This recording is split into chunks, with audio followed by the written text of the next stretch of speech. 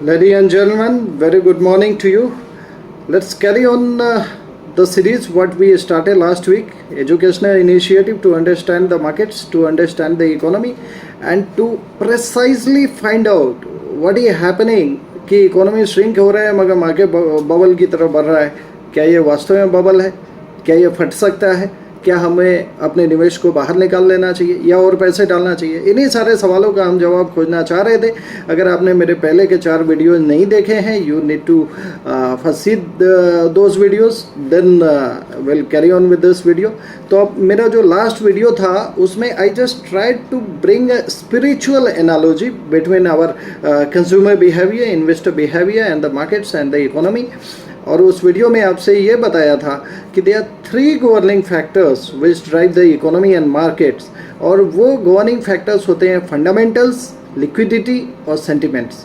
Fundamentals body, liquidity soul and sentiments माया. Body में जान कौन फूकता है? आत्मा फूकती है. सो सबसे पहले फंडामेंटल्स अच्छे होंगे इकोनॉमी के, कंपनी के, इंडस्ट्री के, सेक्टर के. अगर फंडामेंटल्स अच्छे हैं, प्रॉफिट अच्छा है, टर्नओवर अच्छा है, डेट कम है, तो फंडामेंटल अच्छे हैं मतलब बॉडी अच्छी है. मगर अच्छी बॉडी का होना अगर जान नहीं है फिर तो बेकार है. सो उसके लिए लिक्विडिटी चाहिए. लिक्विडिटी कहाँ पे चाहिए? एक आपकी जेब में और एक सिस्टम में, मार्केट में. लिक्विडिटी कैसे बढ़ेगी? जब इंटरेस्ट रेट लो होंगे तो ज़्यादा लोन आएगा. जब ज़्यादा लोन आएगा तो किधर जाएगा? बिजनेस हाउसेस को जाएंगे. ज़्यादा मैन्युफैक्चरिंग होगी, ज़्यादा मैन्युफैक्चरिंग होगी और मार्केट में अगर डिमांड होगा तो कंजम्पशन होगा, तो इससे लिक्विडिटी का सर्कुलेशन ज़्यादा होगा. सो लिक्विडिटी आत्मा है जो बॉडी में जान डालती है. और फिर फाइनली सेंटिमेंट. सेंटिमेंट एक माया है जो हमें हमेशा हमेशा उल्टी दिशा में चलने को मजबूर करती है. हाँ जी, इसका एक ज्वलंत उदाहरण आपको देना चाहता हूँ.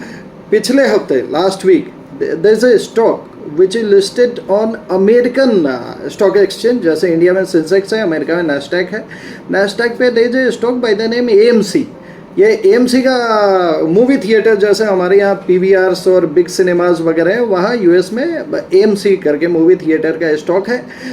इसका शेयर प्राइस एक दिन में, हाँ जी, एक दिन में डबल हो गया.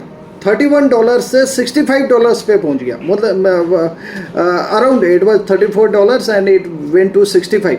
तो ऐसा क्या हुआ एक दिन में कि दुगने हो गए पैसे? कहाँ हम 6 महीना और 7 महीना और 1 साल और 2 साल में दुगने की बात करते हैं और 7 साल में दुगने की बात करते हैं वो विकास पत्र वगैरह में. यहाँ एक दिन में दुगना हो गया. ये माया है. क्या हुआ था? AMC ने ऐसी अनाउंसमेंट करी थी कि हमारा जो भी शेयर होल्डर हमारे थिएटर में मूवी देखने आएगा उसको हम पॉपकॉर्न फ्री में देंगे. अब बताओ क्या फंडामेंटली इसमें ग्रोथ हो गया? क्या fundamentally what did it change to the company? Only this news spread and everybody started buying the stock and the stock went double. ये माया है. इस माया से हमें बचना है. फंडामेंटल्स को पकड़ना है, अपनी लिक्विडिटी को समझना है और फिर अपने बिहेवियर को इसी तरीके से कंट्रोल रखना है. सो अब ये समझते हैं इंडिया में क्या हाल है. Indian economy is in a state of growth. ऐसा सोचा जा रहा है कि यूफोरिया का स्टेट है जो मार्केट है, that's in a state of euphoria. But before euphoria there comes a state what is called growth. और ग्रोथ की स्टेट है उसमें प्राइस वैल्यूएशन, जो मार्केट के प्राइसेज होते हैं, स्टॉक प्राइसेज होते हैं, वो तो काफ़ी हाई होती है मगर जो अर्निंग मल्टीपल है वो लो होती है. अब मैं आपको बताऊंगा आने वाले समय में अर्निंग मल्टीपल्स कंपनीज के बढ़ेंगे. क्यों बढ़ेंगे? लास्ट ईयर ये बढ़ा था. आपको बताया था एक पेंट अप डिमांड होता है और एक रेगुलर डिमांड होता है. तो जो पेंट अप डिमांड है, जो सप्रेस डिमांड है, वो अचानक से बढ़ता है. क्यों नहीं बढ़ेगा? अगर अचानक आपको पता लगे सब कुछ सुरक्षित हो गया है, आप 6 महीनों से घरों में कैद हैं, आप क्या करेंगे? सबसे पहले अपना ट्रैवल प्लान करेंगे. आपको आज पता लग जाए PVR में सिनेमा देखना सुरक्षित हो गया है, लाइनें लग जाएंगी सिनेमा देखने के लिए. आपको जैसे पता लगेगा सब सुरक्षित है, आप अपने घर का पेंट कराना, सो मेनी थिंग्स, गाड़ी खरीदना, जो सब आपने होल्ड किया होगा, ये पेंट अप डिमांड है. जैसे ही ये पेंट अप डिमांड आता है अर्निंग बढ़ती है और जैसे ही वैल्यूएशन और अर्निंग दोनों बढ़ेगी तो फिर यूफोरिया की स्टेट में जाएंगे. सो ये ग्रोथ से यूफोरिया की स्टेट में पैसा बनाने का समय होता है. अब इसी चीज़ को इकोनॉमी में देख लेते हैं. हमारी इकोनॉमी में क्या हो रहा है? प्राइस वैल्यूएशन ज़्यादा है, महंगी है, स्टॉक प्राइसेस महंगी है. इंटरेस्ट रेट क्या है? इंटरेस्ट रेट नीचे है. देखो अमूमन ऐसा होता है कि जब भी इन्फ्लेशन ज़्यादा हो जाता है, महंगाई ज़्यादा हो जाती है, जो अभी डबल डिजिट में, तो RBI as a controlling measure interest rate को थोड़ा ऊपर कर देता है। तो जैसे ही ऊपर करता है इंटरेस्ट रेट्स को, तो लिक्विडिटी बाजार की कम हो जाती है, जिससे वो प्राइस कंट्रोल में आ जाता है। मगर ऐसा पहली बार हुआ है कि आरबीआई ने कल की मॉनेटरी पॉलिसी कमेटी में भी रेट्स को छेड़ा नहीं है। अभी रेट्स को वो बढ़ा ही नहीं सकते, क्योंकि बढ़ाएंगे तो इसका एडवर्स इम्पैक्ट आएगा।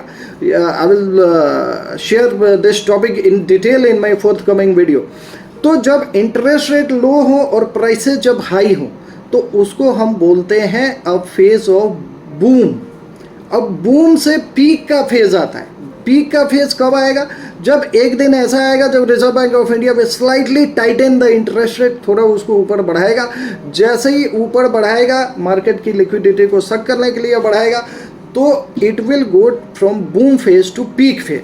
सो market growth to euphoria, economy boom to peak, ये दोनों जो सफ़र हैं, ये पैसे बनाने का समय। अब पैसों को कैसे बनाया जाए, कैसे बनाया जाए पैसों को, कि there are two terms. I will again give you two formulas that you need to remember and you need to put a self control upon behaviors, because ये जो माया है, माया जो सेंटिमेंट है, यही हमारे पैसों का नुकसान करती है। So the two mantras are seize the opportunity and size the opportunity। इसका मतलब क्या है? seize the opportunity का मतलब होता है लास्ट ईयर लाखों करोड़ों डीमैट अकाउंट खुल गए मार्केट में, मार्केट नीचे आया, बॉटम वैल्यूएशन पे आया, हम सब लोग ज्ञान ज़्यादा ले रहे हैं घर पे बैठ के, तो बहुत लोगों ने शेयर मार्केट में इंटरेस्ट दिखाया, बहुत सारे फ्रेश इन्वेस्टर आए, बहुत सारे लोगों ने पैसे लगाए मार्केट में। अब लास्ट ईयर जैसे ही मार्केट में पैसे लगाए, लोगों के पैसे बढ़ गए, मगर एक ऐसा वातावरण था जो अनसर्टेनिटी का वातावरण था। पैसे लगा तो रहे थे, मगर कितने पैसे लगा रहे थे? जिस बंदे की 50 करोड़ की नेटवर्थ है, वो 5 लाख और 10 लाख लगा रहा था, तो 10 लाख के पैसे 15 लाख हो गए। जिस बंदे की 50 लाख की नेटवर्थ है, वो लाख रुपया लगाया, तो वो बढ़ के कितना हो गया? 1.5 लाख हो गया। अब कितना फ़र्क पड़ गया आपकी लाइफ में, अगर आपके लाख रुपये 1.5 लाख हो गए और 50,000 आपने और बना लिया।